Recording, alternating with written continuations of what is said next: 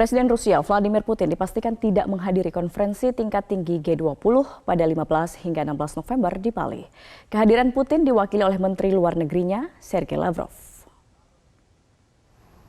Menlu Rusia Sergei Lavrov dan delegasi Rusia lainnya tiba di Bali pada Minggu 13 November 2022. Namun Senin ini beredar informasi bahwa Sergei Lavrov dilarikan ke rumah sakit. Rumah sakit Sanglah Denpasar karena mengidap penyakit jantung. Kabar ini langsung diluruskan oleh Gubernur Bali Iwayan Koster. Menurut Iwayan Koster, Sergei Lavrov dibawa ke rumah sakit bukan karena penyakit jantung, melainkan untuk pemeriksaan kesehatan. Juru bicara Kemenlu Rusia, Maria Zakharova juga membantah atas pemberitaan Lavrov sakit jantung. Zakharova memposting aktivitas Lavrov terbaru saat sedang duduk di luar teras dengan membaca dokumen. Вот что бы вы хотели передать тем западным журналистам, а это в основном. Dan pemirsa, lalu apa dampak ketidakhadiran Presiden Rusia Vladimir Putin di acara KTT G20 di Bali? Apakah bisa diartikan Rusia belum mau mengakhiri invasinya ke Ukraina? Untuk membahasnya kita sudah bergabung dari luar studio bersama dengan pengamat militer Koni Rahakundini Bakri. Selamat malam Bu Koni. Selamat malam Mbak Gadis. Iya, Bu Koni, terima kasih sudah bergabung bersama kami di Top News. Bu Koni, sebagai pihak yang ikut hadir di 19th Annual Meeting of Valdai Discussion Club di Moskow, apa yang Bu Koni lihat dari ketidakhadiran Putin di acara G20 yang diwakili oleh Menlu Rusia Sergei Lavrov? Sebenarnya kalau yang saya lihat, jelas Presiden Putin itu seorang kepala negara yang sangat memegang teguh ucapannya. Jadi waktu Pak Valdai saja sudah saya sampaikan bahwa kelihatannya Presiden Putin tidak akan hadir. Kenapa? Karena beliau mengucapkan dengan sangat tegas dan jelas waktu itu bahwa beliau sedang memikirkan itu, tapi kalaupun tidak hadir akan mengirimkan delegasi tingkat tingginya, yaitu diwakili Lavrov dan kawan-kawan. Yang kedua, saya sampaikan dalam pertimbangan saya akan mendengarkan pidato beliau dari selama 3 jam lebih dan melihat berita-berita di Rusia. Saya yakin betul, apalagi dikonfirmasi oleh Presiden Putin bahwa beliau itu menganggap Presiden Jokowi itu saudaranya, ya kan, brother, malah itu diulang-ulang gitu. Jadi artinya saya menganggap beliau itu sebenarnya nggak mau membuat kita pening gitu. Karena begini, masalahnya adalah ini bukan masalah perang Rusia-Ukraina. Ini yang kita mesti coba luruskan dan saya udah coba berkali-kali sampaikan. Perang Rusia-Ukraina itu bukan seperti perang normal lainnya. Karena adalah perang di antara negara barat yaitu Amerika dan kawan-kawan dan NATO terhadap Rusia di tanah Ukraina. Akhirnya ya, kita kan melihat perkembangannya dalam 9 bulan ini.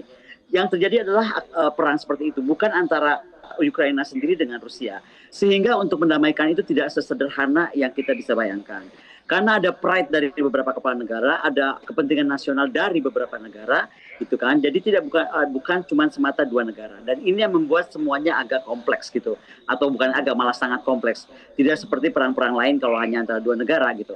Nah, saya bisa bayangkan kenapa beliau memilih untuk tidak hadir. Pertama, dari faktor keamanan akan sangat berbahaya. Kalau kita mikirkan saja misalnya ancaman terbesar Amerika gitu. Kita bisa hitung misalnya Amerika bisa kirim apa. Tapi kan ada lain negara. Ada negara-negara yang tergabung di NATO yang juga sedang marah terhadap Rusia. Padahal menurut saya kalau untuk menyelesaikan ini harusnya mudah saja. Toh juga dari awal saya sudah bilang bahwa G20 ini jangan dibajak sebagai UN. Itu nomor 1. Nomor 2, saya yakin dari awal Presiden Zelensky tidak akan pernah hadir. Kenapa dia tidak akan hadir?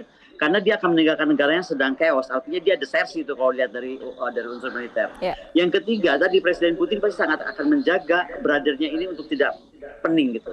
Jadi jangan diartikan bahwa seolah-olah Rusia tidak hadir, ada berita-berita seolah-olah takut lah, seolah-olah tidak menyelesaikan masalah. Bukan begitu. Kalau tidak menyelesaikan masalah, tidak sama sekali kirim delegasi. Ini beliau kan mengirimkan sangat senior lah. Lavrov sangat dia dihormati dan sangat-sangat senior. Artinya ketidakhadiran Putin sendiri ini dalam rangka juga menghargai Presiden Joko Widodo yang tadi dikatakan supaya tidak pusing begitu ya. Lalu Bu Koni, Mbak Gadis, sangat menghargai Presiden kita dan juga Indonesia. Karena beliau bisa ukur lah. Saya kan kemarin mengalami, saya dalam rangka konferensi non-alignment movement. Saya bergerak dari beberapa kota dan terakhir dari Surabaya.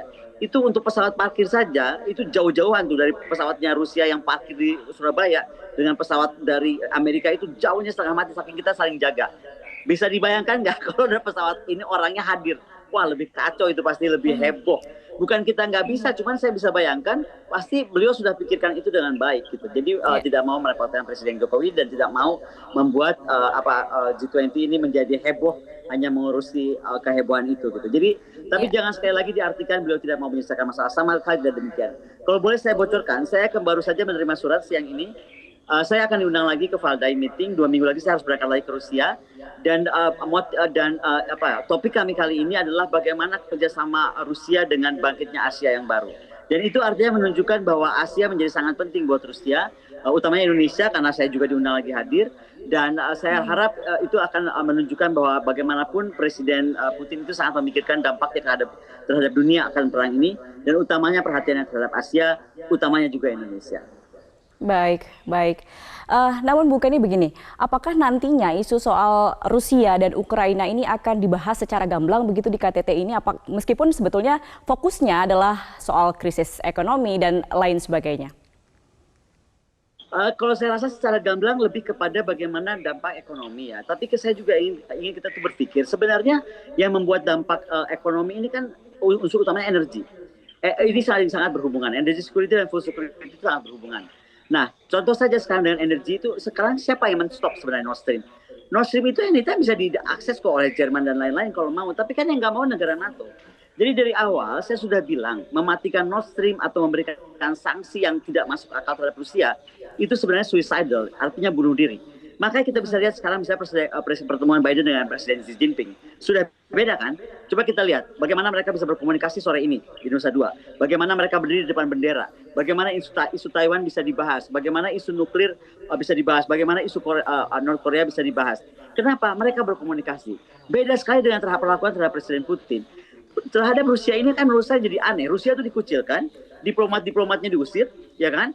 Diplomatnya dikucilkan, tidak ditemani. Saya mengalami sendiri karena beliau diplomat di sini adalah kawan saya. Jangankan beliau, saya pun juga dikucilkan dari grup diplomat NATO gitu. Kan jadi aneh. Padahal kami itu sedang mencoba mendudukan masalah supaya bisa melihat dari dua sisi. Karena ini sudah sangat tidak fair apa yang dilakukan kepada Rusia. Berulang kali saya bilang, sanksi yang diberikan kepada Rusia itu akan mematikan dunia. Kenapa sanksi yang sama tidak diberikan kepada Amerika ketika menyerang Irak misalnya, ketika menyerang Afghanistan gitu? Kenapa Federal Reserve Rusia bisa diambil dirampok saja demikian saja tanpa sebuah kode gitu? Ini kan menunjukkan sebuah tindakan hegemonik yang tidak boleh terjadi. Dan sekali lagi ketika seseorang sedang meluruskan, apalagi dia seorang akademisi, meluruskan pandangan yang sesungguhnya apa yang terjadi karena semua sistem komunikasi, berita dari seluruh Rusia semua dimatikan, ini bukan sebuah propaganda. Karena saya jadi mendapat cap seolah-olah sedang propaganda bela Rusia. Saya sedang tidak bela siapa-siapa, saya sedang membela dunia yang lebih aman, lebih damai, dan bagaimana memperlakukan seluruh dunia itu secara fair. Karena ini sudah sangat tidak fair. Gitu loh Mbak Gadis. Dan ini yang tadi saya sampaikan, berita seolah-olah Presiden Putin tidak hadir adalah karena dia penakut, itu salah total. Berita ketika Presiden Putin tidak hadir seolah-olah beliau tidak mau menyelesaikan masalah, itu lebih salah lagi. Karena kalau saya lihat masalah terbesarnya justru kepada tidak tahunya Barat menyelesaikan masalahnya seperti apa. Sudah bingung. Ya, gitu. baik, Bu Kony. Makanya sekarang yang diperbaiki adalah hubungannya dengan Cina. Mungkin itu menjadi pintu masuk untuk lebih baik juga kepada Rusia. Baik. Nah, di sisi lain, Ukraina yang bukan anggota G20, presidennya Volodymyr Zelensky ini akan bergabung begitu melalui sambungan virtual. Nah, apakah ini bisa diartikan Rusia yang belum mengakhiri perang dengan Ukraina atau seperti apa? Mengapa sampai Volodymyr Zelensky juga ikut bergabung dan seberapa penting hal ini? Volodymyr Zelensky itu digabung karena kita dipaksa pada saat awal. Jadi kita tuh nggak boleh punya ingatan yang pendek ya. Makanya dari awal saya bilang, Presiden Jokowi itu sangat terbuka, ingin sekali perang ini bisa selesai. Makanya beliau satu-satunya dari negara berkembang yang coba datang ke dua negara untuk bicara gitu. Makanya saya anti betul ketika dianggap Presiden Jokowi tidak mampu menyelesaikan. Bukan Presiden Jokowi tidak mampu menyelesaikan, ini tidak sesimpel itu. Nah, tentang Zelensky ada, itu kan karena dipaksakan. Seolah-olah G20 tidak akan dihadiri siapapun saat itu kalau Zelensky tidak dihadirkan. Padahal saya sudah bisa melihat dari jauh, tidak mungkin lah saya kalau kepala negara-negara yang sedang perang dia keluar dari negara itu. Pastinya juga paling jauh dia hanya akan pakai Zoom. Dan itu kan saya aja tahu, masa Presiden Putin nggak tahu, kan pasti Presiden Putin tahu. Makanya beliau juga mengukur itu kan. Nah kedua adalah kenapa Presiden Zelensky sangat perlu di sini. Saya pikir beliau sangat-sangat mencari panggung untuk seolah-olah membuat isu viktimnya ini terjadi terus. Padahal menurut saya sebenarnya Ukraina ini menjadi viktim karena membiarkan dirinya menjadi viktim. Kalau memang menjadi selesai, saya pikir dia harus stop semua bantuan dari manapun dan dia minta duduk baik-baik sebagai negara yang memang dalam posisi bukan pemenang perang terhadap Rusia. Sekarang syarat dari Presiden Zelensky untuk duduk dengan Presiden Rusia, dengan Presiden Putin, seolah-olah Zelensky itu pemenang perang, menuntut penggantian ini, penggantian itu, menuntut ini dan itu dan lain-lain, semua yang seolah-olah dalam posisi dia negara menang perang. ini kan juga sudah sangat tidak masuk akal. Baik. Jadi kalau saya yakin besok pun kalau Presiden Zelensky muncul di Zoom itu hanya akan pertama menceritakan penderitaan, menjual drama cerita sedih gitu kan. Yang ketiga apa? Tapi solusi perang dari beliau sendiri apa? Sebagai kepala negara yang menurut saya membiarkan negaranya menjadi ajang pertempuran untuk sesuatu pertempuran yang dia sendiri tidak bisa selesaikan. Ya, kita sudah dapat poinnya. Terima kasih Bu Kony sudah bergabung bersama kami di Top News. Kita ikuti terus bagaimana perkembangan KTT G20 di Bali. Selamat malam, sekali lagi terima kasih. Selamat malam.